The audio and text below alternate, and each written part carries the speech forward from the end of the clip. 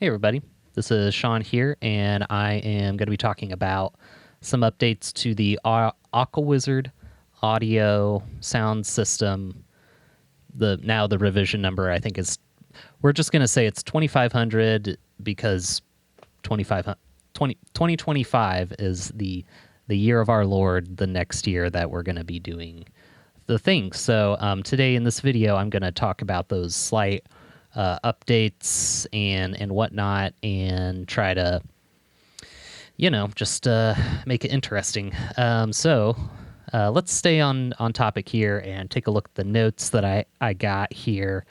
So basically, I am gonna I'm gonna recap just a few notes from the last video that I did that was talking about this sound system. But I'm going to focus mostly on the updates and changes. So first of all, what is the Aquawizard Audiowizard, whatever it's called? Basically, it is my multi-track sound system. In fact, let me grab my iPad real quick. iPad cam. Whoa. What? Knocking out the lights. Whoa. Whoa. Whoa, oh, wow. Here it is. We have here our sound system. So this is it. And we've got the Mark of the Unicorn Matu 8 Pre, which is this bottom unit here. Well, I'm not even going to try. Let's just, too much shaky cam. But anyway, this is an old school Firewire interface that's connected to all this other stuff, which is an ART headphone amp and Behringer interface that has inputs and outputs. And anyway, so it's a little bit complicated, but the basic idea here is it's got 16 inputs and 4 headphone outputs and also a main output. Is kind of the basic idea there. So just switching myself back over here to, just give me a second while I switch some things around here.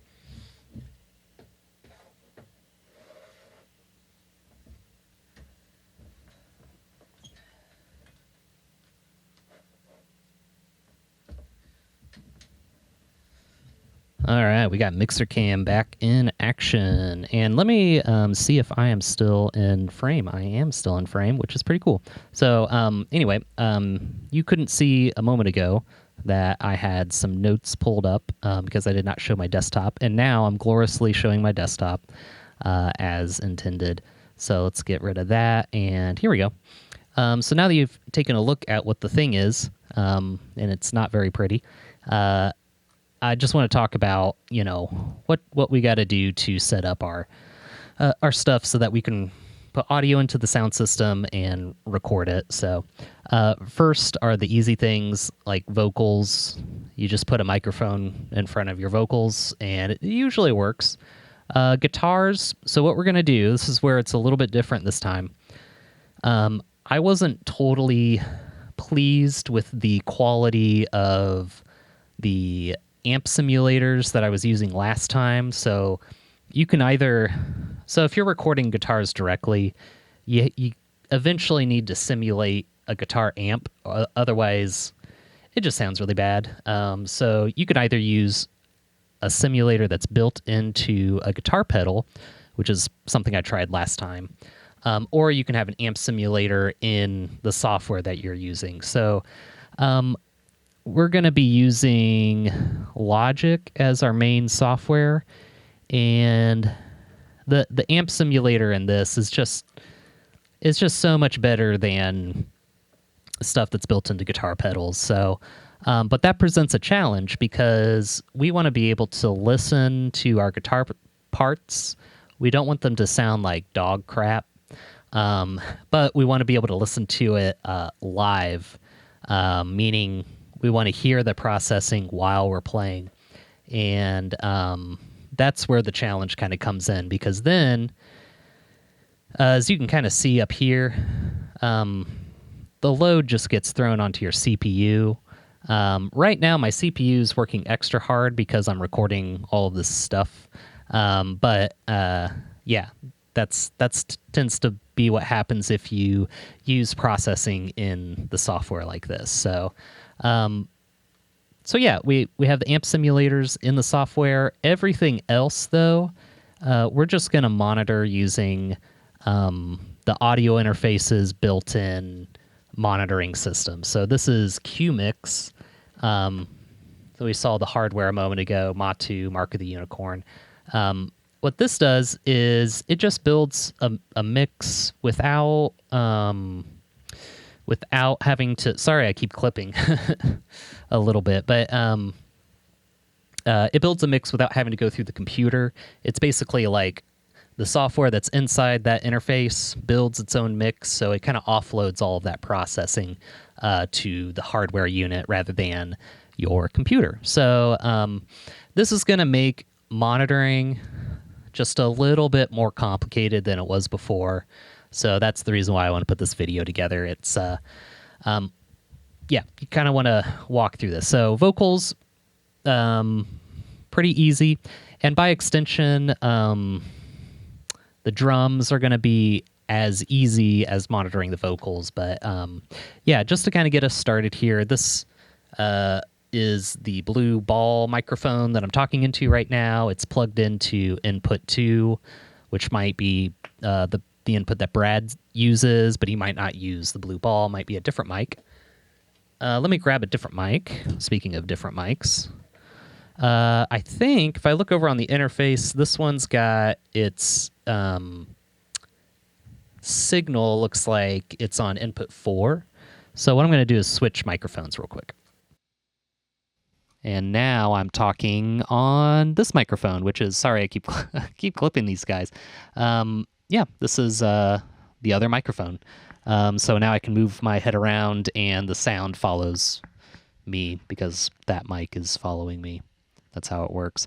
So yeah, this is Cuemix. This is what we're going to use to monitor stuff. And when I set the levels for real during sound check, this is the thing I'm going to make sure doesn't clip, because this is the one thing you can't undo the clipping of one of these guys. This is like the direct audio interface level, I guess you could say. So just because I'm kind of trying to do this kind of quick, that's the reason why I'm kind of hitting the levels a little hard. So one challenge when you come with, like, when you try to do a mix thing is mixing multiple mics together. This actually sounds pretty good, I think. So again, I keep clipping stuff. And if I want to get really weird with it, I can, like, oh, I'm in stereo now. Whoa, it's, you know. So this is the kind of the basic idea of how we'll build a little mix. But to plan things out, I've got things kind of mapped out on here, actually in this document. Here's this fun little grid that my software made. It's like a note-taking software. Why am I using both microphones at the same time? It's a little silly, but I'm just going to keep doing it. My note-taking software, Obsidian, it like automatically builds text files when you're interfacing with it, and this is how it builds tables. And I was like, oh, this is cute.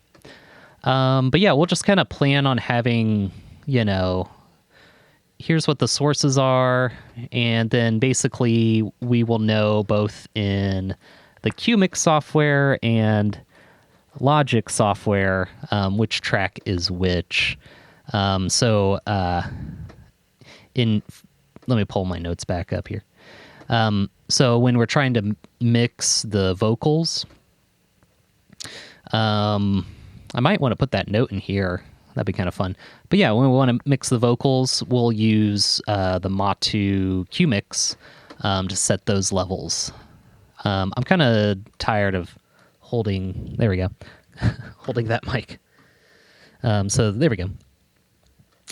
So vocals, we'll use this guy, and we'll also set levels for, like, drums. This is a little dumb, but a second ago you saw the microphone that was just kind of poking out of the audio interface. Check, is it there?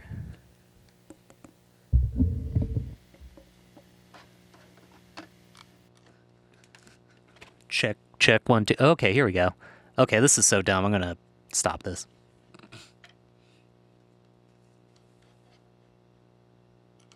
But yeah, that oops, wrong one. But yeah, gosh darn it. I'm just goofing everything up here. But yeah, what I did just a second ago was I have a microphone just plugged into this other audio interface just to make sure that it works. And you can't really hear it because I can't turn it up anymore, but which is fine because it is a kind of a crappy old mic. But anyway, why was I showing that? Just to kind of show like, okay, the drums will be over here. And I might rename these. I just got to remember how to do that. I mean, I guess I can just rename them from here, but I have to remember how to save it and stuff. But anyway, we followed this little grid of what's plugged in where. The Mot2, Sean's Vox will be plugged into Mot2 1. Brad's microphone, it'll be in Mot2 input 2, et cetera, et cetera. Then we'll follow that in here. That way we'll know what to do. And we'll have 4 different outputs. So Mixbus can do 4 different mixes. So I'm cycling through the 4 different mixes that are active right now. And these will be going to different the different headphone outputs. So if Mark is on bus 4, which I think I can even rename this, just go to Mark's mix, and then you can set your levels, set your Vox there. Yeah, it'll be your own output mix with this. So you'll have your own level set. However, you won't be able to control the processed guitar sound through Cuemix because the audio will be going through Logic. So let me grab a guitar real quick to kind of demonstrate guitars being processed through Logic and how you're going to interface with this.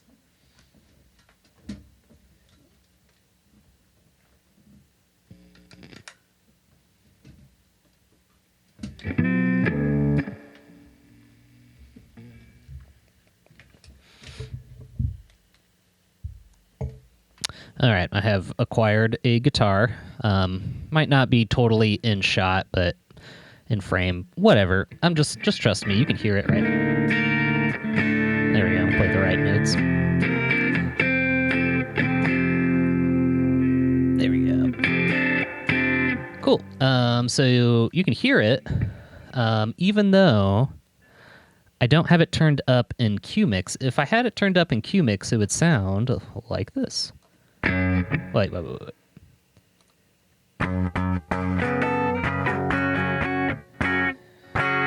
I mean, it doesn't sound bad, right? But let me turn on some distortion.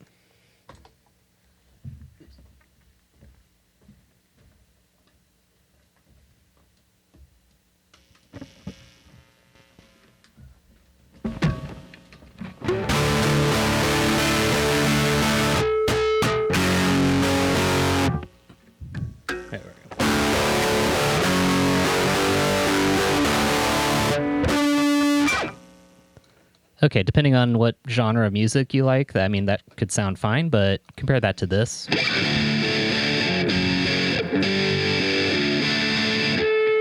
It's not that much better.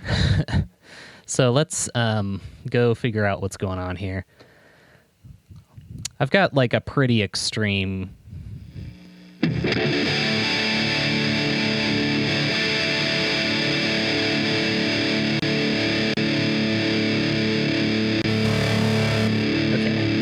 But you can hear what the difference is, right? Let's see, I don't necessarily have to keep this. I can try something else. Sounds a little bassier. Sounds like a smaller amp.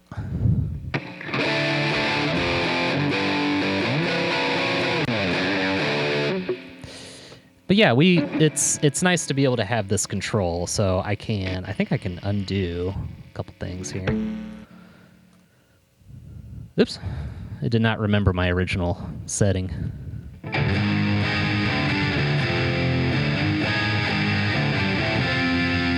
gonna hit compare. Oh,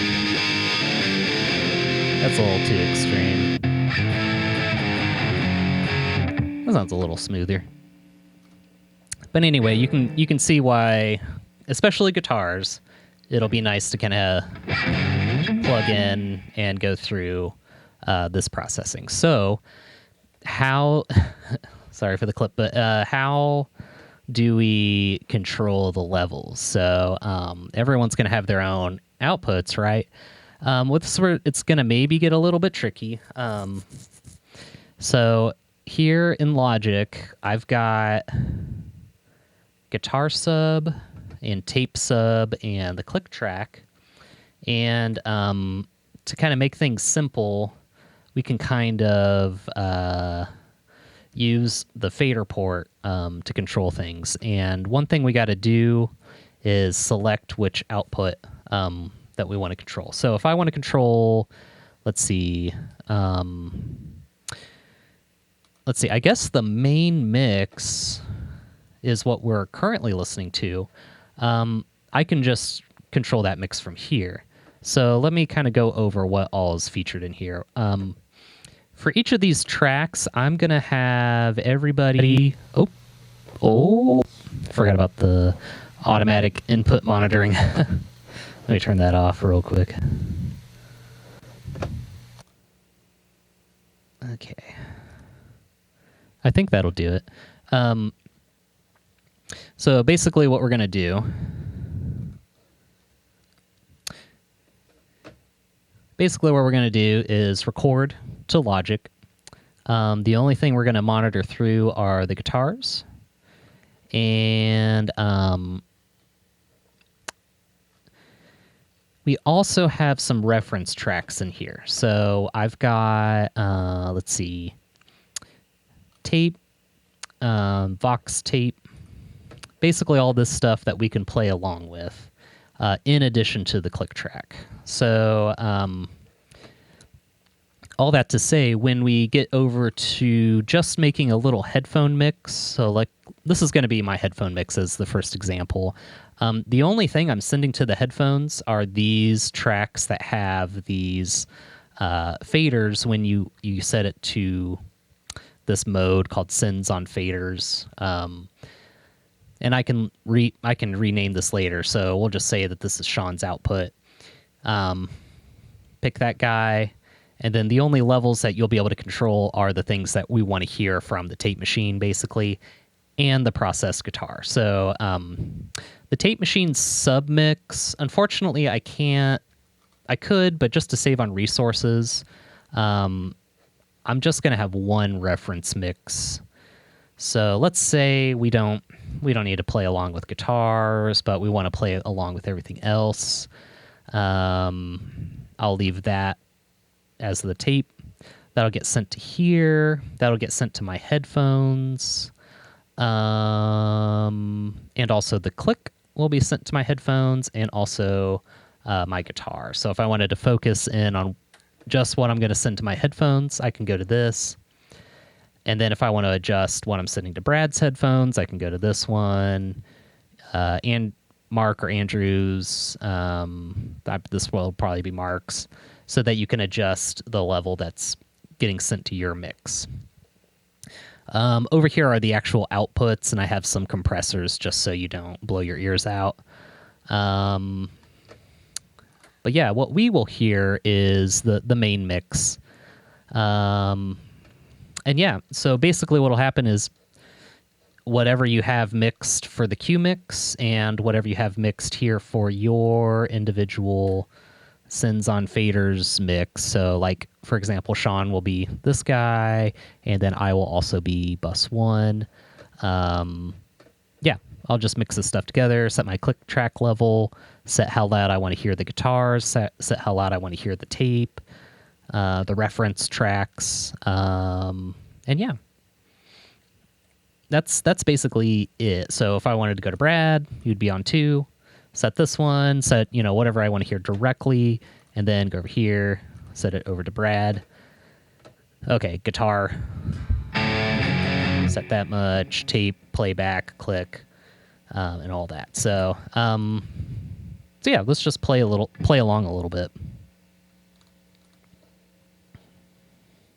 Your gaze out the window, keeping me away. Oh wait, I have to do a thing, don't I? when you're in record mode, it mutes on playback. If I go out of record, sorry, fucking clip, man. If I go out of record mode, it will input monitor during playback.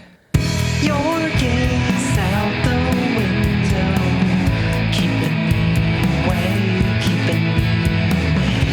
I never So I can turn down not the some words tape. to say, not the words to say. In case you can't see me, I am playing along. For you. Okay, cool. Now, there will be some dropouts on playback. It's happening a lot right now because of recording with OBS, but I was testing it out. I think it'll be fine for the most part while we're tracking, and I never got any dropouts while recording, so we'll just kind of see how that goes. I mean, if we're getting dropouts on recording, we might as well not do this at all. So my plan B, if we are getting dropouts on recording, we just can't listen through any stuff, we will just have to tough it out and listen to our guitars directly, which, I mean, just check, oops, if you just kind of check out how much CPU processing dips down when you turn off the amp simulator. It's like, oh, this is nothing, man. But then we will be treated with, let me go back to the main mix. We'll get to deal with this great sound.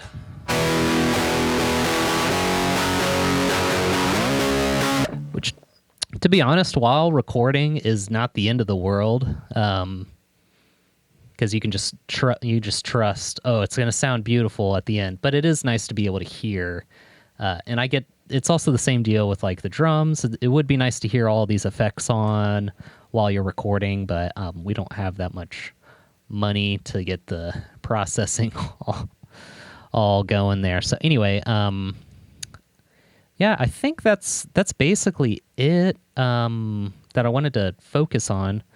Hopefully this is kind of helpful, and we've pretty much covered the stuff I wanted to talk about. Yeah, so that way you don't have to read all this crap and try to understand what I was talking about. I think one final observation is we might finally we might change the headphone outputs to match the mic inputs just to make things simple. So I've started thinking Sean on 1, Brad 2, Andrew 3, Mark 4, just arbitrarily. So I might go ahead and label everything, save that labeling. I think that's probably the only last thing I got to do. So I do have like a quick review for each thing, just some notes for us to keep in mind. So vocals, if you're singing in a vocal microphone, if you're singing, be sure to be roll up close to the microphone. And if you're not singing, try not to bump into the microphone too much, I guess, but we'll edit all of it out. It's really just perform for the camera with the microphone, but try to do a good performance. That way it kind of works later. You can sing as loud as you want. Honestly, if it bleeds into the drum mics, it kind of sounds cool in my opinion. We're just going to roll with it, and we're going to dub everything with individual shots. So again, Vox we will mix in Cuemix, and the general advice there is turn yourself way up and turn everything else down. Guitars, don't forget to tune. We got to tune every take. When we do our sound check, you might be tempted to try to just do your distortion, but the level that comes from a distortion, it's usually capped at a certain point.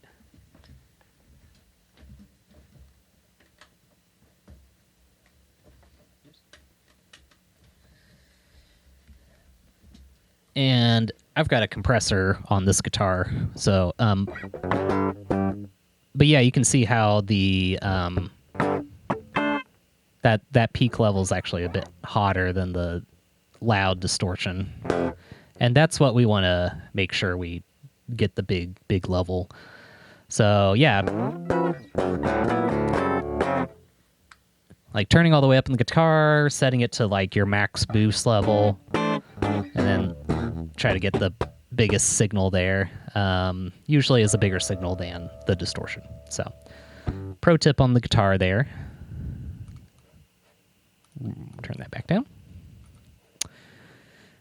Bass. Oh, right. And then also guitars. Adjust those levels in Logic. And again, to do that, go to the mixer, select Sends on Faders, your output. This guy will appear and set your stuff the way you want. If we can't hear the click, it's because I forgot to turn the click on. There's the click. You can turn the click on by pressing the click button, which is over here. And you get absolutely no indication it's on or off in the mixer view, but that's fine. You can see it real nice on the mixer itself, so that's cool. Turn that click off. All right, what else? Bass, same basic idea, except we're not going to put you through an amp simulator. So you will, whatever channel you are, we'll put you through here.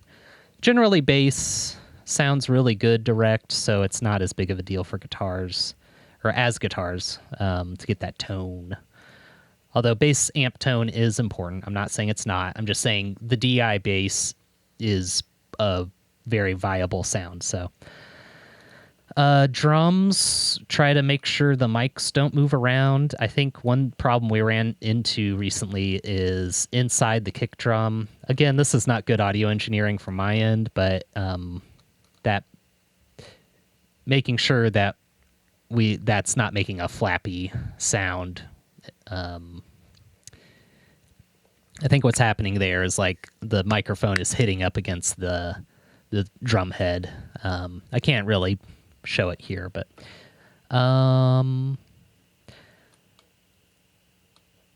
yeah. So, and I think Mark ran into this last time because there's not going to be processing.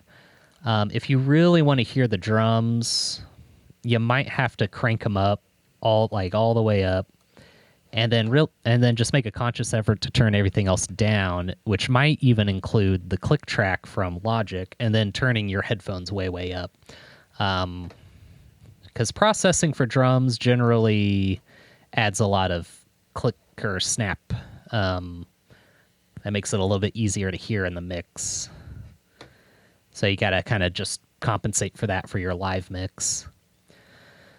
One note, I think I'm going to be calling best takes based on drum performance, because that'll be... drums are the hardest thing to dub, and it's the most out of sync thing with the video if you use the wrong performance. So that's going to be kind of like our main thing.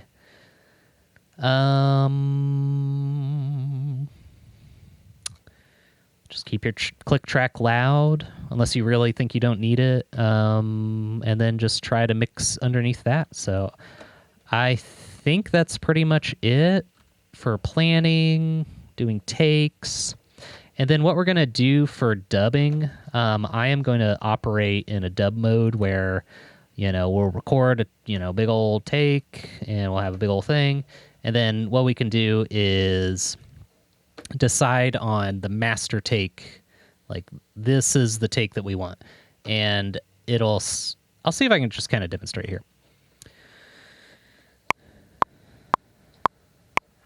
Okay. So pretend like I'm playing it.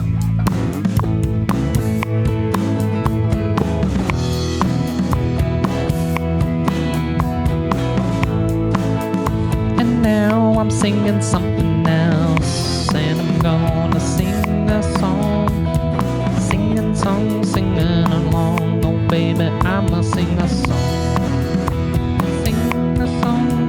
okay. So let's say that was the best take we've ever done, but we just need to go in and fix a few things. So what we're going to do is decide, well, first of all, let me do another take. So okay, no, that wasn't the best one. Let's do take two. Roll back the tape, Turn on the click. Oh, I forgot to turn on the click track. I missed my cue. Take 2.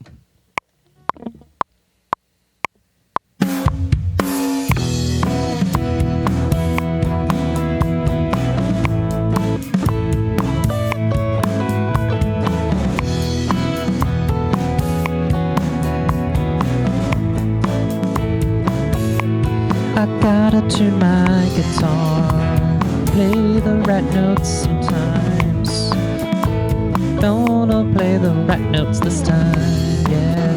And now I'm doing real good.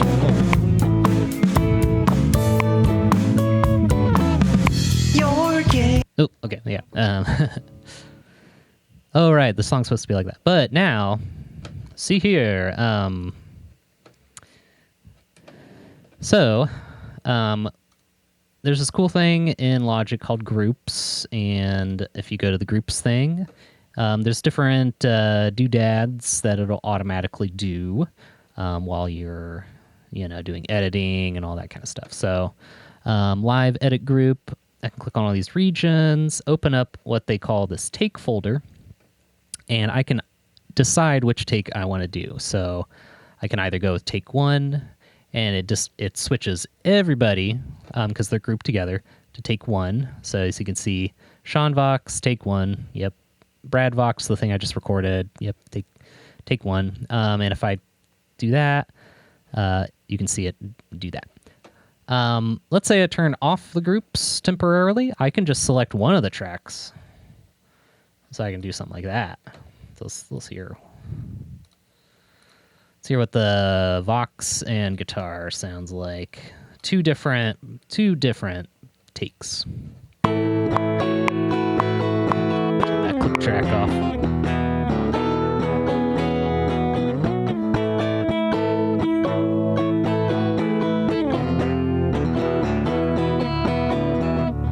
And for some reason, I couldn't hear Brad Vox. Yes. I don't recall why. Because I muted the Vox sub. And now I'm singing something else, and I'm gonna sing a song. Singing along. Oh, baby, I'ma sing a song. Sing a song. Okay, as you can see here, it sounds terrible, but the cool thing is you can select individual tracks. So let's try the other take here, and let's hear that with these things. I gotta tune my guitar, play the right notes sometimes. Gonna play the right notes this time, yeah. So I can pick the take that has the guitar at the beginning, and then I can pick the take that has the better vocals. But let's say I need to dub it.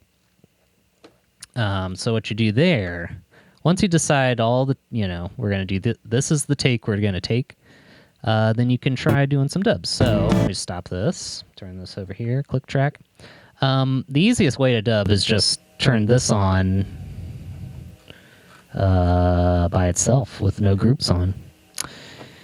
And then I have double voice because I am also doing that. So that's not going to be so much a problem on the headphone thing. That's mostly just like a main mix dealio. But yeah, let's try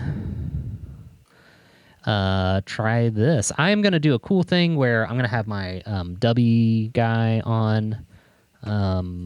But for now, all you got to do is really just press record. And now I'm on. Let's try that again. Undo. And now I'm taking another take, and I'm doing a thing where I'm singing a little softer because I was speaking the microphone. Now I'm singing. Oh, I got to fix that other. So now I got to go in and fix that other guitar part. And then I can, adjust these takes here. So that sounds perfect. All right. Yeah, I got to remember to So they usually automate this by not doing the silliness right here. Was speaking the microphone, now I'm doing real good. Oh, see, it's perfect, sounds great. But I got to fix those missed notes there. So let's go down to Brad Guitar, press record on that one, and it deselected the one up here. And let me find the bad note real quick. And now I'm taking another take. There we go. Okay, cool. So let me go there, and we're gonna play. Just play along, and then what I'll do is I'll press the button and I'll dub it in. I can't do that right now, but just trust me. And now I'm taking another take, and I'm doing a thing where I'm singing a little softer, cause I was speaking the microphone. Now I'm doing real good. Oh.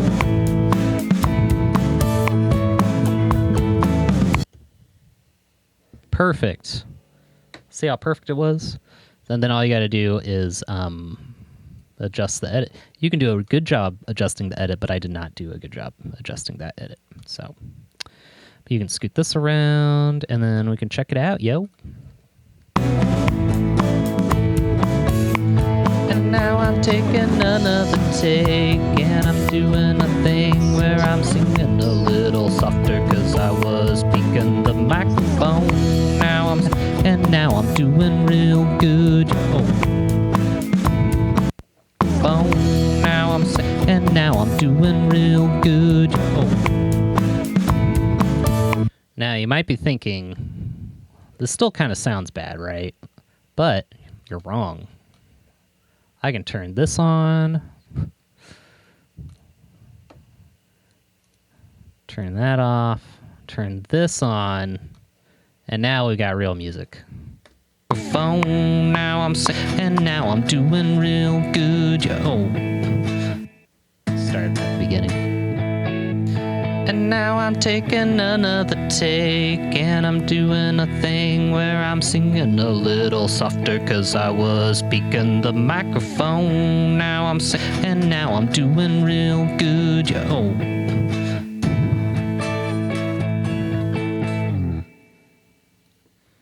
And that's how you make a hit song #1 single.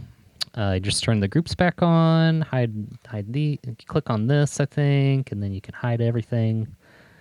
Just hide it, hide all of it, so that nobody knows. They'll never know we did dubs. What am I doing? I forget. Well, I think that's going to wrap things up. Thanks for watching. I'm going to go over here to OBS so I can fade it out. Concluding thoughts. Do not try this looking forward to having some fun. See you later.